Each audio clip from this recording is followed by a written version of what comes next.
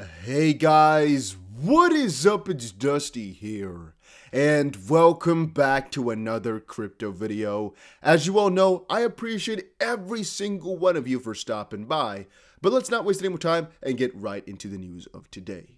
First of all, Jpmorgan is concerned over Ethereum, Cardano, and Solana's sky-high prices. Now, funny enough, a lot of crypto are actually going down right now. I just checked out my own trades and I'm seeing a pretty interesting rejection. Of course, guys, we did talk about it on the channel just now already, talking about how this supply zone here of XRP could be an interesting resistance point. Turned out to be so. Now, from this point on forward, I'm expecting not to go too far down below $1.23. However, if you do, next closest area is about $1.18.7 if you're wondering. And once more, this is just for XRP specifically because, well, we just got rejected. We're making either a double bottom right now as we speak, or once more, going right to the kind of the converging point of the symmetrical triangle from earlier, at which we just broke out, or all the way back towards the previous, I guess, most interesting support at about 18.76 cents.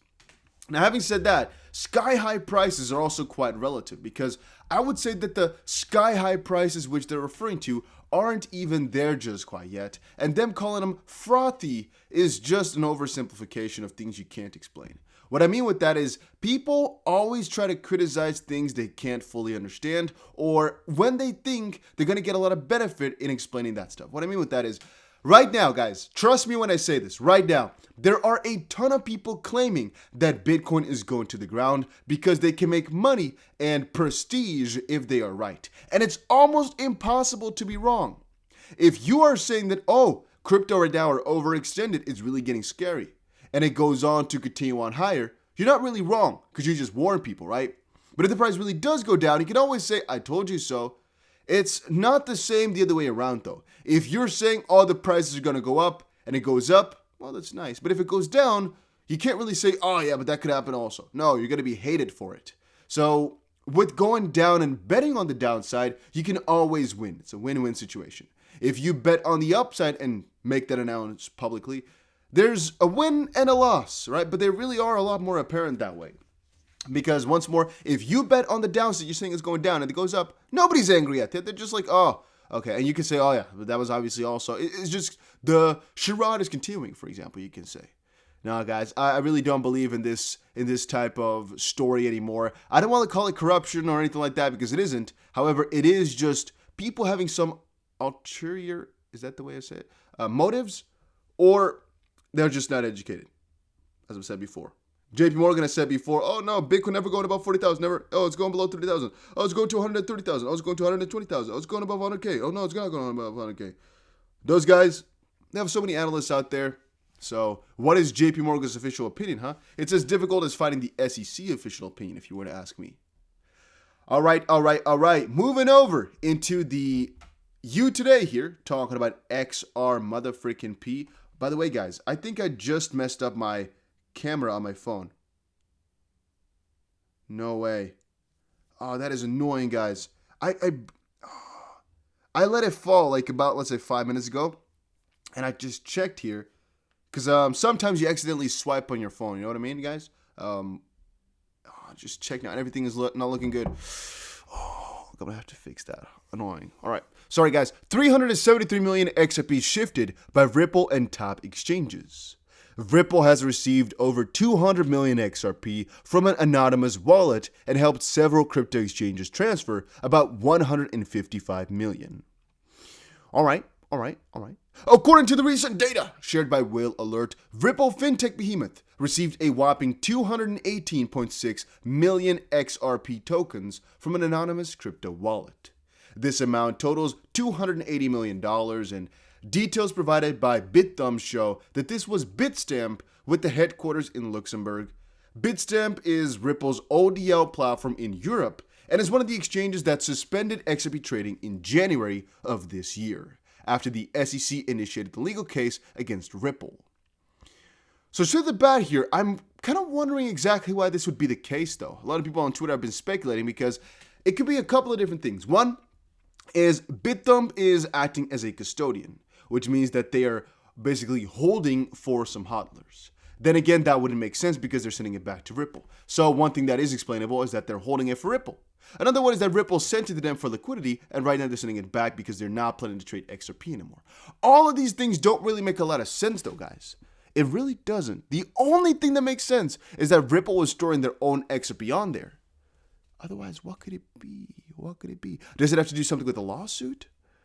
Ooh, this is such a difficult one, guys. It really is. We have no answer. We're not going to get an answer, but let me know what you think about that in the comment section down below. Wensley also asks, what does this mean? Does Ripple have an exchange, or is it some other type of malarkey? Well, we don't know. We really don't know, and we're not going to find that out. That type of stuff, it always gets hidden. It's never to be found, all right? So don't do your best to try to find it. Ain't going to find nothing. All right. Then, aside from that, according to a series of tweets by Whale Alert, Ripple has just transacted about 65 million XRP, sending them to the RL18VN and RL43E over the past 11 hours, and beside the US-based BITRUE trading venue, moved 20 million XRP to the Upbit exchange, and Binance shifted 70 million XRP to Huobi. So if you're wondering what the whales are doing, those guys are sending about $200 million in fiat left and right. Now you know, now you know, now you know, all right? So that is exactly what was happening in aggregate form. I do still wonder though why Ripple is sending all this XRP around. It really does make you wonder, right? It does make me wonder, very much so. Why? Why? I guess the smaller amounts of XRP are to fund, right? Because that's usually what these wallets are for. Still very, very confusing though. And guys, if you're wondering what exchange I'm trading on right now, it is Bybit. That's the one it's called, right? That's Bybit. It's as simple as that. That's the exchange I use. And right now, still, I think for a couple more days, there are $3,650 worth of bonuses for free. All right.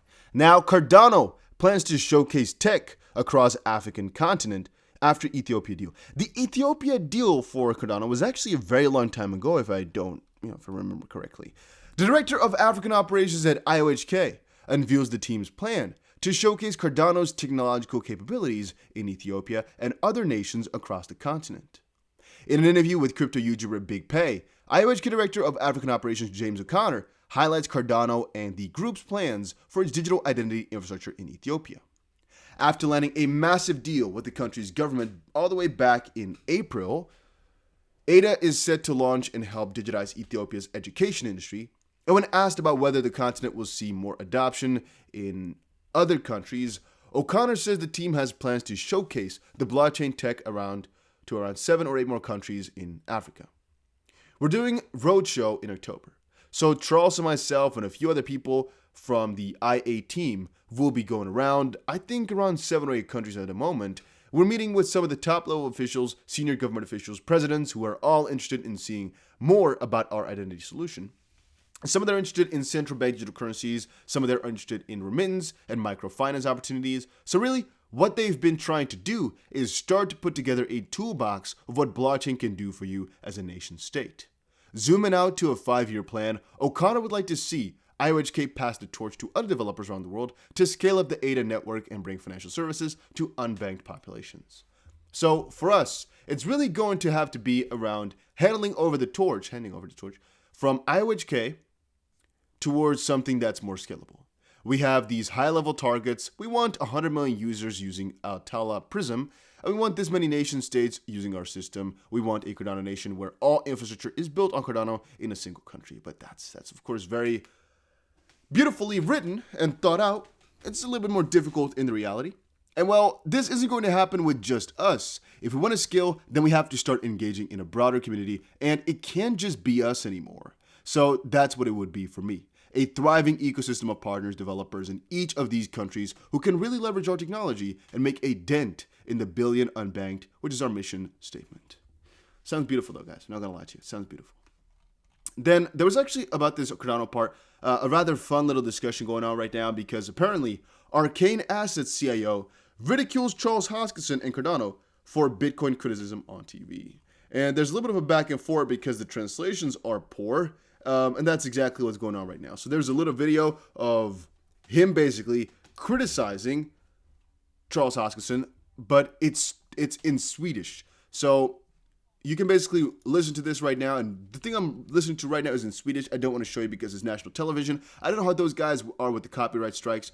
However, you can also kind of read through the translations, I agree with him in the sense that if Bitcoin can't become a place for smart contracts, let's see, then other systems are going to take the role, but their Ethereum is the largest one today, and people are basically making the man you just showed me on the screen is an imbecile with no class or vision.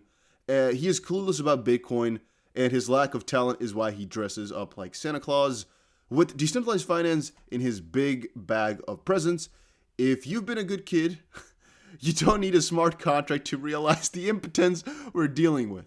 When a man dresses up as if he's 55 when he's just 33 in order to gain legitimacy, when I think about an analogy to describe Cardano's quality of innovation, I think about rock.jpg NFTs.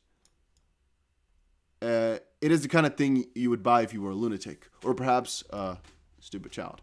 All right, so right now is a back and forth because I'm not sure, obviously, if this is the proper translation, but I'm 99.9% sure that because he's saying lol is just a joke, is just done for fun, and somebody's just making a satirical piece out of it. Otherwise, you wouldn't post it like that, with a lol. And again, the accurate translation right there is because, well, people are joking about it. And so there's a 99.999% chance that, it's it's just a joke. However, ultimately, we cannot verify. It's just from what the people are saying right here, and all these people being critical. So, yeah, so let's just keep it at that. But it was kind of funny to read through this and kind of check it out. Do I really care about it, though? No, to be honest with you, not really too much. The part about the age is the most funny, though, I would say. So, yeah. All right, guys, thank you for watching this video. Hopefully, you all enjoyed it. If you did, make sure you press the like button and subscribe. And I will definitely see you guys again in another crypto video later today.